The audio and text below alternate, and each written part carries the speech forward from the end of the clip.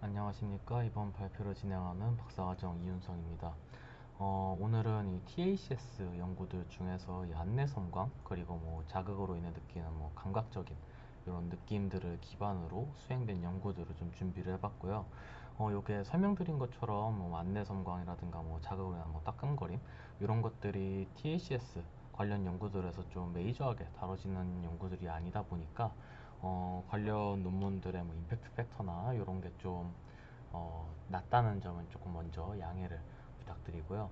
대신 요 연구들에서 주장하는 이런 가설이라든가 아니면은 접근하는 방식 같은 게 상당히 좀 흥미로운 것 위주로, 물론 제 자극 연구라는 제 기준이지만 어느 정도 흥미로운 것 위주로 좀 들고 왔으니 요즘은 좀 먼저 양해를 부탁드리겠습니다. 네, 우선 첫 번째 논문입니다. 이 논문은 Psychological Research라는 논문에 이제 실린 저널이고, 해당 저널은 이제 Psychology 분야에서 임팩트 팩터 2.0 Q3에 웨이팅되어 있습니다. 이 논문에서 이제 인트로 부분을 좀 간략히 설명을 드리자면, 우선 이 안내섬광이라는 것은 이제 시각 자극 없이 빛을 보는 이런 경험을 의미를 하는데, 이런 안내섬광이라는 것은 이제 자발적인 이 현상으로는 편두통으로 인해서 아니면 좀 깊은 명상에 빠졌을 때 혹은 좀 되게 강력한 강한 감정적인 경험이 있을 때 이렇게 나타날 수 있고, 그 외에서 그 외부적인 요인으로는 기계, 화학적 자극 그리고 대표적으로 이제 뇌의 전기 자극 등으로 인해서 발생할 수 있다라고 합니다. 이런 안내 섬광은 이 시각 장애인을 위한 이 시각 프로스테시스라고 하는 이 보철물들을 개발을 하는데 좀 최근 중요하게 다뤄지고 있다라고 언급이 간략히 되어 있었고요. 이 안내 섬광은 이 THS와 같은 이런 전기 자극 인가할 때 좀 주로 발생을 하는데, 이 THS 기반의 안내 섬광 주사 연구에서는 아직 명확히 이 안내 섬광이 왜 일어나는지에 대해서 좀 설명하는 연구가 없다고 합니다.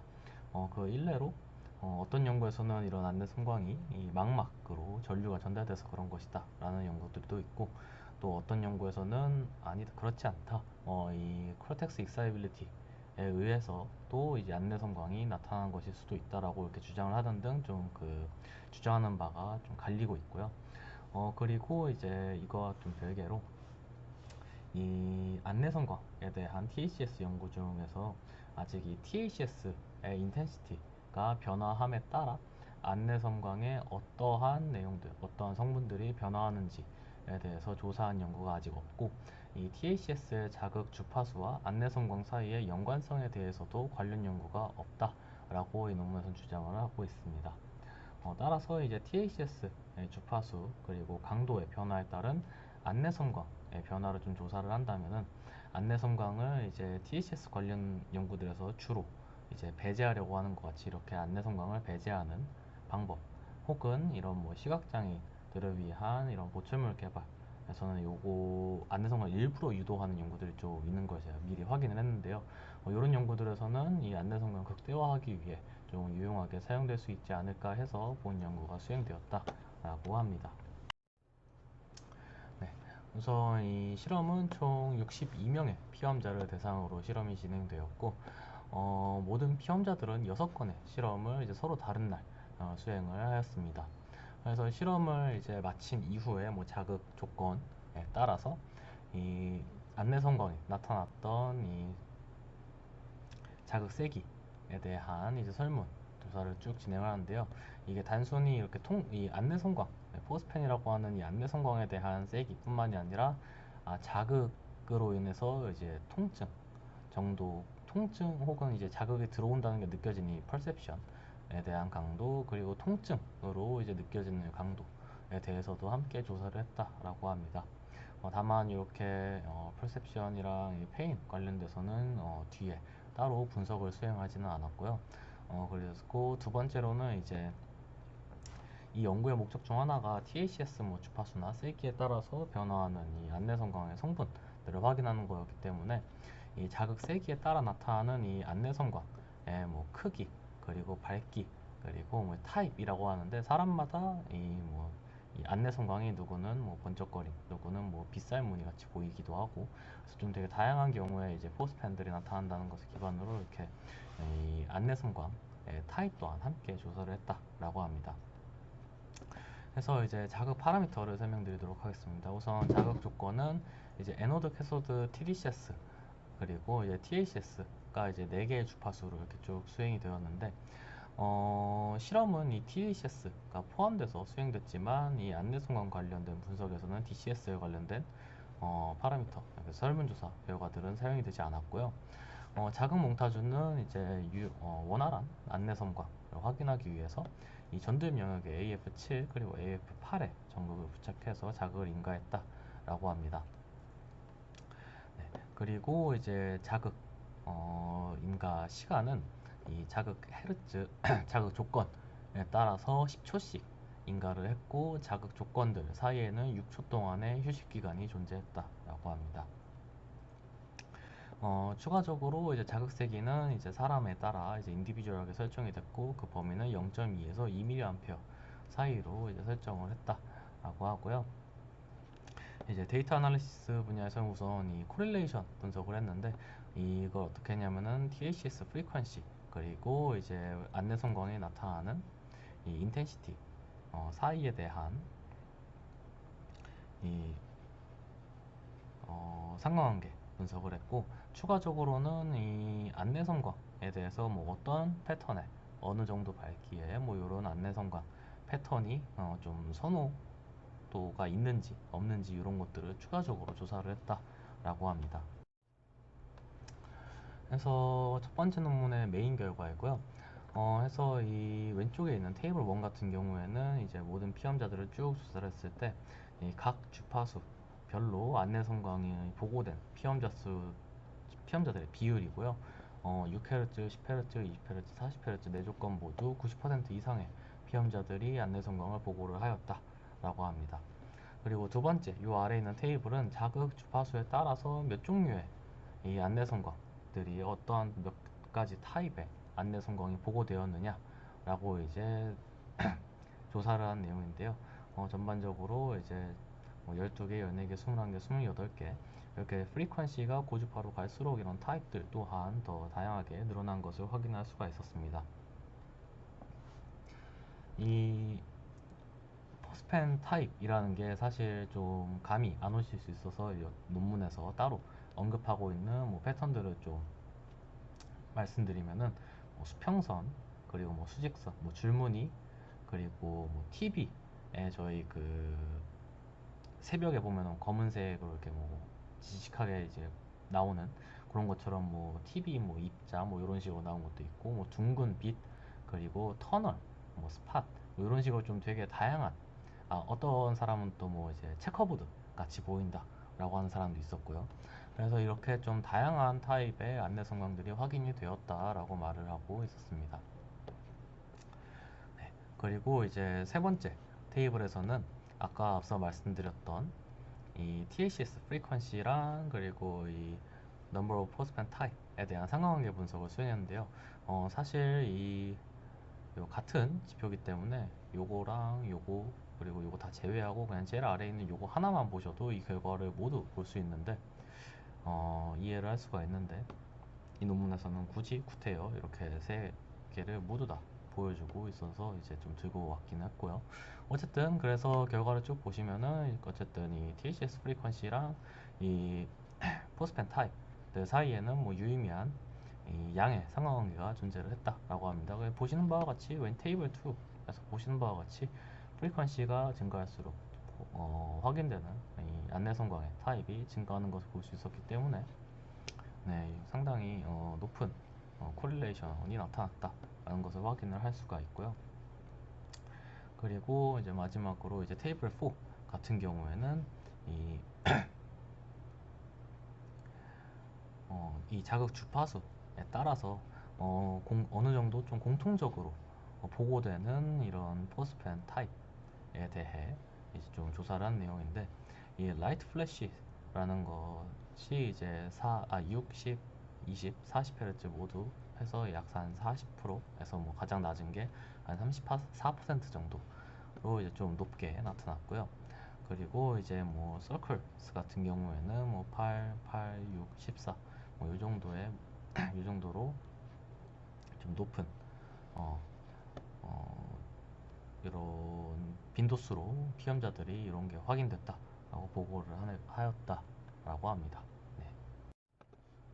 네, 그러면은 이 논문의 마지막 결과입니다. 이 결과는 이 자극 세기 변화에 따라서 안내성광의 어떠한 성분이 변하는지를 확인한 연구이고요. 지금 보시면 한 10가지 정도의 지표들이 있는데 이게 예를 들어서 뭐 타입에 이렇게 25%뭐 한 27% 정도로 나온 이 값은 6Hz TACS의 경우 자극 세기가 변화를 하면 전체 안내 성광이 확인됐던 피험자들 중 27% 정도는 이 뭐 서클로 보이던 안내 섬광이 뭐 라이트 플래시스로 변화를 했다라고 이제 보고 설문을 한 이런 내용입니다.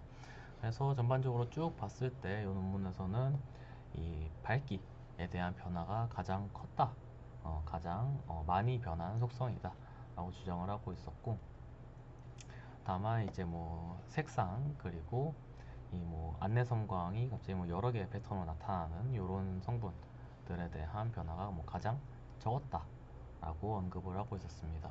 그래서 이 논문에서는 뭐 앞선 뭐 코릴레이션 그리고 뭐 지표들에 대한 뭐 조사한 결과를 가지고 이 TACS의 주파수 빈도, 그러니까 주파수 그리고 뭐 자극 세기가 이 TACS 안내 섬광의 뭐 타입이라든가 아니면 이런 성분들을 변화하는데 뭐 연관이 있다라고 주장을 하고 있었습니다. 물론 뭐 피험자 수의 부족 그리고 이런 타입들을 조사하는 데 있어서 명확히 좀 정형화된 뭐 보기들을 제시하지 않고 피험자들이 느끼는 바를 그대로 뭐 서술하라라고 했던 등 되게 좀 리미테이션들이 좀 많지만 어쨌든 이런 가능성 정도로 확인했다라고 마무리를 하고 있었습니다. 네, 두 번째 논문입니다. 이 논문은 바이오 일렉트로 마그네틱스에 실린 논문으로 해당 저널은 이제 바이올로지 분야에서 임팩트 팩터 1.2 Q3에 레이팅되어 있습니다. 이 논문은 이제 안내 섬광은 주로 TACS를 인가를 할 때 나타나고 이러한 안내 섬광을 방지하고자 자극세기의 임계값을 좀 사용을 하고 있다라고 합니다. 다만 이런 TACS 연구들에서 이제 안내 섬광을 배제하는 이런 기준은 어, 이 안내 섬광이 나타나는 것이 어떤 중추신경계의 기능을 오히려 좀 방해를 할 수 있는 어떠한 자극에 대한 세기에 대한 뭐 추정치 이런 것들을 반영을 할 수 있다라는 연구를 기반으로 이제 설정이 된 이런 임계값 설정 방법인데요. 그러나 이제 자극 세기랑 이 안내 섬광 이 인지되는 이 역치의 상관관계 그 중에서도 이제 뭐 자극 위치랑 뭐 주파수에 대해서는 아직 명확히 밝혀진 바가 없다라고 합니다. 일례로 이제 앞서 첫 번째 연구 인트로에서 제가 잠깐 말씀드렸는데 이 안내성광이 전류가 망막에 전달되었기에 발생한 것이라고 보고하는 연구들도 있고 다른 연구들에서는 후두엽에 자극이 인가됨에도 불구하고 안내성광이 발생하는 것은 이 코텍스에 인가되는 자극이 안내성광의 원인일 수도 있지 않는가라고 이렇게 보고를 하는 연구들도 있기 때문에 이런 좀 명확한 조사가 필요하고요. 따라서 이런 명확성이 불명확성 때문에 이 연구에서는 안내섬광의 역치 그리고 TACS의 주파수 사이의 관계를 파악을 하고 이와 함께 이제 자극의 위치에 대한 고려까지 좀 함께 진행을 해보려고 한다라고 합니다. 네, 그래서 실험은 총 이제 24명의 피험자를 대상으로 진행이 됐고요. 모든 피험자들은 2건의 실험을 수행을 했습니다. 그래서 실험을 진행을 할 때, 그러니까 자극을 인가받을 때 모든 피험자들은 레스팅 스테이트를 유지를 하고 있었고요. 우선 자극 파라미터를 설명드리자면은 컨디션은 이제 TACS 컨디션 단 하나였습니다. 이제 쉔 조건은 없었고요. 자극 몽타주는 이제 두 개입니다. 에노드가 이 CZ 그리고 FPZ의 캐소드 그리고 에노드가 CZ 그리고 캐소드 리턴 전극이 OZ에 있는 이렇게 두 개의 몽타주를 모두 이렇게 고려를 했고요. 지금 요 그림상에는 CZ가 레퍼런스라고 나와 있는데 본문에는 네, 캐소달 요게 뭐 CZ라고 이제 언급이 되어 있기 때문에 뭐 그림보다는 저는 본문을 믿고 이 FPZ랑 OZ가 자극의 위치, 그 리턴 전극의 위치일 것이다 라고 생각을 하고 있습니다. 네, 해서 이렇게 이 자극을 인간은 이 몽타주를 이제 프론탈, 오시피탈로 나눠서 이제 두 개의 몽타주를 고려를 했고, 자극 주파수 같은 경우에는 이제 2부터 30Hz까지 2Hz 간격으로 총 15개 프리퀀시에 대해서 이 안내선과 역치 그리고 뭐 이런 역치를 좀 조사를 했습니다. 그리고 추가적으로 뭐쉔 컨디션 같은 경우에는 뭐 4건 이 랜덤하게 중간중간에 들어갔고 실제 자극이 들어가지 않는 이런 조건들이 들어갔다라고는 하는데 요거는 아예 분석에서 제외돼서 크게 신경을 쓰지 않으셔도 될 것 같습니다. 그래서 자극 세기는 이 각 주파수 마다 5초씩 인가가 됐고요. 자극 세기는 이제 0.75로 시작해서 이 0.025씩 위아래로 왔다 갔다 하면서 자극 세기가 조정이 되었다라고 합니다. 해서 데이터 아날리시스에서는 이런 측정된 이 주파수별 안내성광 역치에 대해서 미니멈 인텐시티를 찾고, 그리고 선행 연구에서 이 가장 적은 세기로도 안내성광이 확인되는 주파수라고 보고된 게 10Hz랑 20Hz가 이제 확인이 되었기 때문에 본인 요 연구들을 통해서 확인된 이 미니멈 인텐시티를 가지는 주파수가 뭐 이제 10Hz 인텐시티랑 20Hz 인텐시티랑 뭐 얼마나 다른지 이걸 확인을 했다라고 하고요. 추가적으로 이제 리그레이션 기반의 이제 컬브를 또 추가적으로 그려보았다라고 하는데, 이걸 분석을 수행한 이유는 이 자극 주파수를 뭐 2부터 뭐 30까지 2Hz 간격으로 했다 보니까 이제 뭐 주파수 간 자극 주파수 간 간격이 뭐 이렇게 조밀하지 않다라고 판단이 돼서 이걸 조금 보완하기 위해 이 리그레이션을 좀 사용을 해서 이 자극 프리퀀시 그리고 인텐시티 역치 사이에 이런 리그레이션 커브를 그렸다라고 이제 언급되어 있었습니다. 네, 그래서 우선 메인 결과 중 첫 번째 결과입니다. 요거는 그냥 뭐 리그레이션 커브가 아니라 단순히 인디비주얼 그리고 평균 자극 몽타주에 따른 자극 주파수별 이제 안내성광 역치 커브를 나타내고요. 위에 게 전두엽 그리고 아래 게 후두엽 자극에 대한 내용입니다. 네, 요걸 봤을 때 이 전두엽 그리고 후두엽 모두 이제 한 16Hz에서 최소 인텐시티를 보인다. 그러니까 최소 스레시홀드를 가진다라는 것을 확인을 할 수가 있었다라고 하고요. 그래서 오른쪽 그림은 이제 네, 오른쪽 그림은 이 주황색이 주황색 그림이 이 전두엽 몽타주에 대한 에버리지 그리고 스탠다드 데비에이션 결과 나타냈고, 파란색이 후두엽 몽타주에 대한 이제 평균 이 스레시홀드 그리고 뭐 STD를 나타내는데, 이 결과를 봤을 때 이 후두엽 자극이 이 전두엽 자극 대비 이 16Hz 이후에 나타나는 이 프리퀀시 그리고 스레시홀드의 관계에서 이 프리퀀시에 대한 의존성, 그러니까 프리퀀시가 변화함에 따라서 스레시홀드가 변화하는 정도가 더 크게 나타났다라고 보고를 하고 있고, 이 결과를 가지고 봤을 때 이 연구에서는 이 주파수에 따라 역치의 변화가 크다라는 것은, 특히 후두엽령에서 나타나는 이런 주파수에 따른 이 역치 변화가 크다는 것은 망막에 전달되는 이런 전기적 자극이 안내섬광의 주요 원인이었다면은 이 전두엽의 자극이 인가되는 이 주황색 커브와 유사하게 이 파란색 선도 이제 패턴이 나왔을 거기 때문에 이 안내성광에 대한 기전이 단순히 망막의 전류가 전달되었기 때문만은 아닐 것이다 라고 주장을 하고 있고요. 네, 이제 두 번째 이제 결과들인데, 이게 파란색이 전두엽 그리고 빨간색이 후두역에 대한 이제 리그레이션 커브 그래프입니다.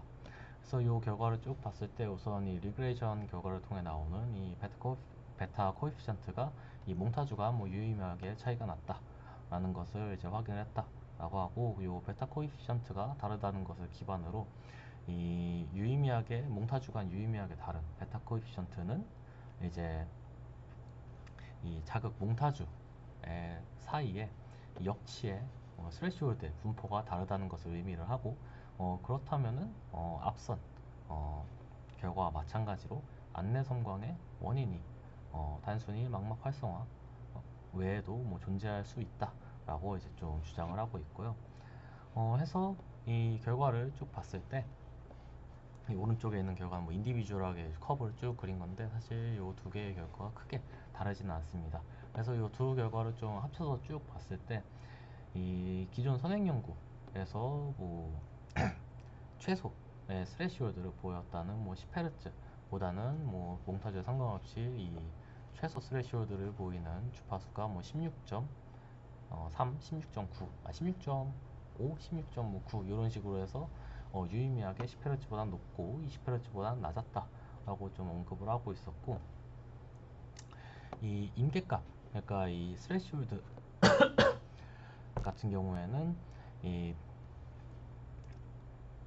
요 그래프에서 10Hz에서의 임계값 그리고 20Hz의 임계값보다 요 연구에서 보고한 뭐 16점 몇 Hz에서의 이 스레시홀드가 유의미하게 낮았다라고 확인이 되었다라고 이제 합니다.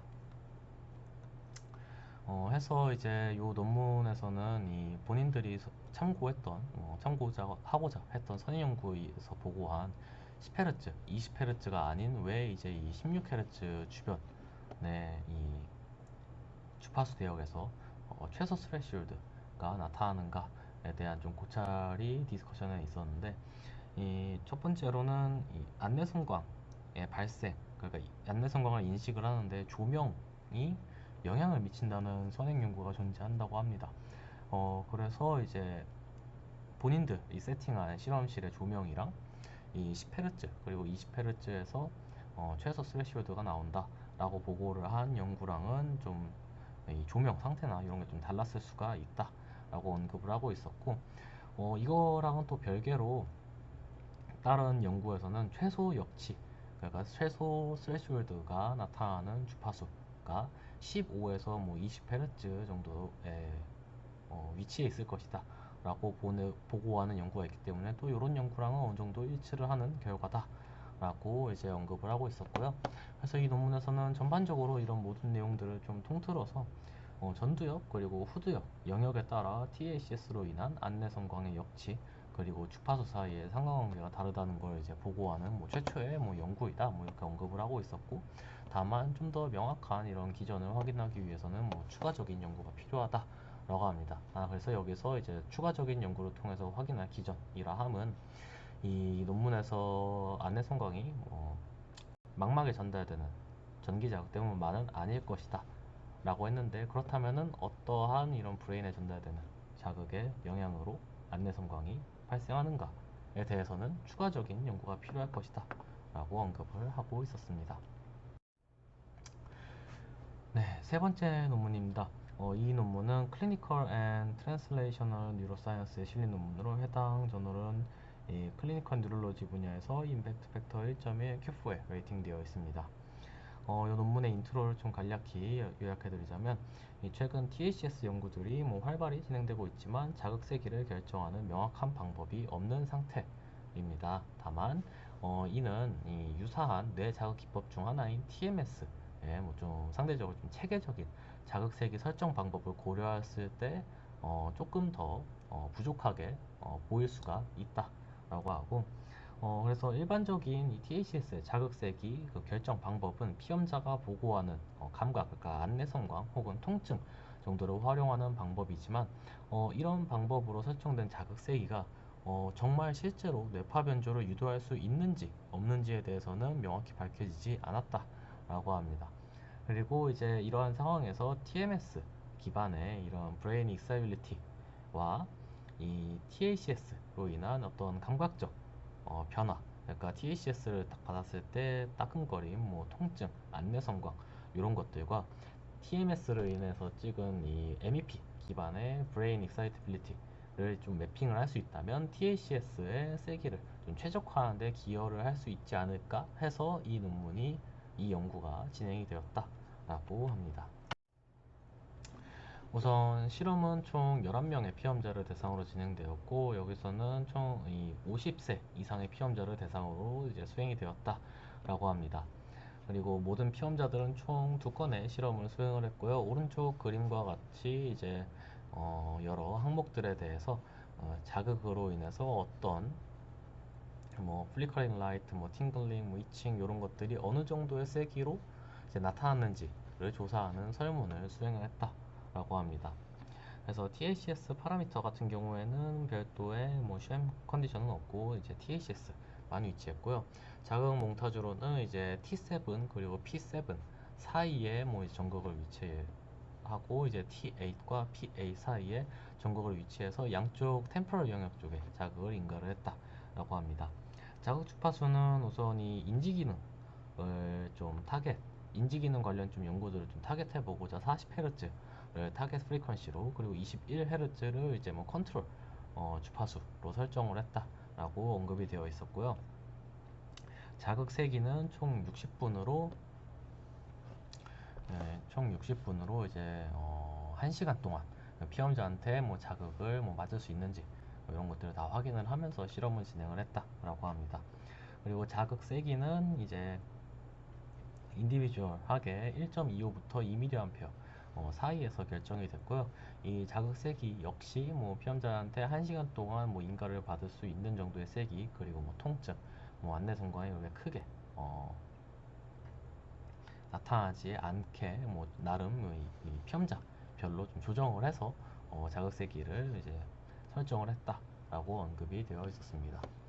그래서 MEP 같은 경우에는 어떻게 측정이 되었냐면은 이제 우선 EMG 기반으로 당연히 측정이 됐고요. EMG가 측정된 위치는 이제 First Dorsal Inter Ocellus Muscle 해서 저희가 일반적으로 사용되는 오른손 검지에 대한 요 근육에 대해서 MEP가 측정이 됐고 이 MEP를 선별하는 스레시홀드는 최소 50 마이크로볼트 이상이 나와야 하고 전체 트라이얼 중에 50% 이상에서 이 50 마이크로볼트를 넘겨야 해당 구역을 이제 이 핫스팟 브레인 에리어를 핫스팟으로 설정을 해서 실제 이 MEP를 뭐 측정을 했다라고 합니다.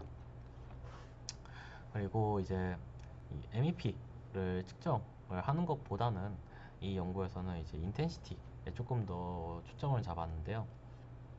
왜냐면은 이제 이 MEP를 측정하는 이 TMS의 인텐시티랑 요 설문조사 결과를 매핑을 해서 이 브레인 익사이티빌리티랑 그리고 이런 THS로 인해 유도되는 이런 감각들을 좀 매핑을 하고자 했기 때문에 TMS의 강도를 설정하는 게 조금 더 디테일하게 설명이 되어 있었는데요. 그걸 좀 설명드리자면 이 MEP를 기준으로 이제 자극 세기를 결정을 하게 되는데 만약 10개의 트라이얼 중에 50% 이상에서 이 50 마이크로볼트 이상의 이 MEP가 측정이 되면은 해당 영역을 대상으로 이 자극 세기를 1%씩 감소시켜 가면서 이 그 피험자별 이 TMS 세기의 뭐 스레시홀드라고 하는데 이제 이 역치를 결정을 했다라고 합니다. 네, 그래서 이제 왼쪽에 있는 결과를 보시면은 이게 앞서 보여드렸던 설문 결과에서 피험자들이 뭐 어떤 것들을 뭐 느꼈는가 라는 것을 이제 쭉 정리를 한 건데요. 요게 단순히 그냥 퍼센테이지 아까 뭐 11명 네, 피험자 중에서 뭐 몇 명이 느꼈나를 이제 퍼센테이지로 이제 쭉 정리를 해 놓은 거고 요걸 봤을 때 이제 플리커링 라이트 그리고 이제 팅글링이 가장 많은 피험자들에서 이 보고가 된 어떤 감각적인 변화인 것을 확인할 수가 있었고 이런 설문 결과를 기반으로 이제 이 플리커링 라이트 그리고 팅글링을 이제 어떤 대표 지표로 삼아 가지고 이 모터 스레시홀드라고 하는 이 TMS의 세기와 이 팅글링, 플리커링 사이의 상관관계 분석을 수행을 했다라고 합니다. 그래서 뭐 결과를 좀 간략히 설명을 드리자면은 역치, 그리고 얘가 이 스레시홀드, 그리고 이제 컴바인드 스코어를 이제 봤을 때 이 두 자극 조건 21Hz, 40Hz 두 조건을 모두 이제 합치고, 그리고 이 팅글링과 플리커링을 따로 합쳐서 상관관계를 봤을 때에는 이 유의미한 음의 상관관계가 확인이 되었다라고 합니다. 다만 이 실질적으로 조금 더 중요하게 어떤 정보를 줄 수 있는 이 자극 세기, 그러니까 TLCS의 자극 세기랑 그리고 TMS의 자극 세기, 스레시홀드 사이에서는 어떤 유의미한 상관관계도 확인되지 않았다라고 하고요. 그래서 이제 요 연구에서 확인된 이런 유의미한 음의 상관관계를 가지고는 이 낮은 운동력치는 높은 피질 흥분성을 대변을 하게 되는데, 그 말은즉슨 이제 흥분성, 그러니까 브레인 익사이빌리티가 높은 사람이 이런 통증, 그리고 안내 성관과 같은 THS로 인해 유도되는 감각적인 변화를 더 크게 느낀다라는 것을 이제 확인을 할 수 있었다라고 합니다. 네, 그래서 이 결과들을 가지고 이 논문에서는 간단하게 이제 개인의 스레시홀드뿐만이 아니라 뭐 피질의 뭐 브레인의 뭐 콜텍스 익사이빌리티 또 함께 좀 고려를 할 필요가 있다라고 언급을 하고 있었고, 앞선 연구들과 마찬가지로 뭐 N수가 좀 적고 뭐 좀 더 체계적인 조사가 필요한 것이다. 명확한 기전, 그리고 상관관계를 좀 더 디테일하게 확인하려면은 뭐 추가적인 연구가 필요하다라고 연구를 마무리하고 있었습니다. 그러면은 이번 논문들 정리하면서 좀 아쉬웠던 점, 그리고 뭐 나름 인상 깊었던 점에 대해서 말씀을 좀 드려보도록 하겠습니다. 우선 이 세 논문 모두 아이디어 자체는 저한테는 좀 재밌는 흥미로운 주제였기 때문에 이 부분은 상당히 좋았습니다. 제가 이런 뭐 안내성광이나 뭐 통증 이런 것들은 저한테는 이 피험자 모집, 그리고 실험을 진행하는 데 있어서 좀 걸림돌 같이 좀 어려움만을 주는 요소였는데, 이런 뭐 안내성광, 그리고 뭐 자극에 대한 뭐 통증 정도, 뭐 이런 것들을 기반으로 어떤 뭐 자극 세기에 대한 뭐 파라미터 최적화 이런 것들을 좀 시도해 볼 수 있는 어느 정도의 좀 기초 연구를 수행한 것이기 때문에 이 아이디어 자체는 어느 정도 좀 흥미로웠다라고 생각을 합니다. 다만 좀 아쉬웠던 점이 상당히 컸는데, 이 안내성광이라든가 어떤 뭐 이런 THS의 감각적인 통증 이런 거에 대한 연구, 관련 선행 연구가 부족할 수는 있지만 전반적으로 이제 연구 설계가 좀 아쉽게 느껴졌습니다. 예를 들어서 이제 첫 번째 연구 같은 경우에는 뭐 안내 성광이 뭐막 20몇 개 뭐 이렇게씩 나오는데 주파수별로, 그럼 그것들을 좀 그래도 뭐 유사한 그 카테고리, 좀 큰 카테고리별로 좀 나눠가지고, 예를 들어서 뭐 체커보드든 뭐 단순 번쩍임이든 뭐 번개 같이 뭐 친다 뭐 아니면 뭐 카메라 플래시 같은 뭐 이런 것들이 뭐 이렇게 좀 되게 주관적으로 설명이 되어 있는데, 어쨌든 뭐 좀 커다란 카테고리로 나눠가지고 자극 주파수에 따라 뭐 어느 주파수에서는 이런 타입의 안내 성광이 조금 더 많이 나타난다, 뭐 이런 것들을 좀 비교를 했다면은 연구 목적 중에 하나였던 이 자극 주파수에 따른 안내 성광에 대한 뭐 변화 확인, 뭐 요거에 대한 좀 추가적인 결과 제공이 가능했지 않았을까 싶고요. 그리고 뭐 써두진 않았는데 첫 번째 연구에서는 통계 결과도 없었습니다. 네. 물론 이제 임팩트 팩터가 낮기 때문에 그럴 수도 있기는 한데, 피험자 수가 충분했던 걸로 기억을 하고, 그리고 뭐 어떤 뭐 퍼센테이지로 제시된 것들만 봤을 때에도 어느 정도 통계적으로 유의미할 수 있겠다라는 생각이 드는 결과들이 있었음에도 불구하고 뭐 주파수에 따른 뭐 어떤 뭐 통계적 변화 이런 것들이 좀 확인이 되지 않아서 그 부분도 좀 상당히 아쉬웠고요. 그리고 뭐 다른 연구 중에서 이제 세 번째 연구 같은 경우에는 좀 대표적으로 아쉬웠던 설계 부분이 이제 MEP 같은 경우에는 인지 관련 연구들보다는 모터 펑션 관련 연구들에서 좀 자주 사용이 됐던 걸로 저는 확인을 했는데, 레스팅 스테이트 이지라든가 어쨌든 전반적으로는 좀 모터 펑션에 관련된 연구들이 좀 자주 사용됐었던 걸로 저는 네, 확인을 했는데, 이 타겟 주파수를 40Hz 설정을 했던 게 조금 저는 의아했습니다. 물론 이 컨트롤 그룹으로 21Hz 자극이 인가되었지만 실험 설계상 타겟 주파수를 모터데스크와 연관된 주파수로 설정했다면 좀 더 좋지 않았을까라는 생각이 조금 들었고요.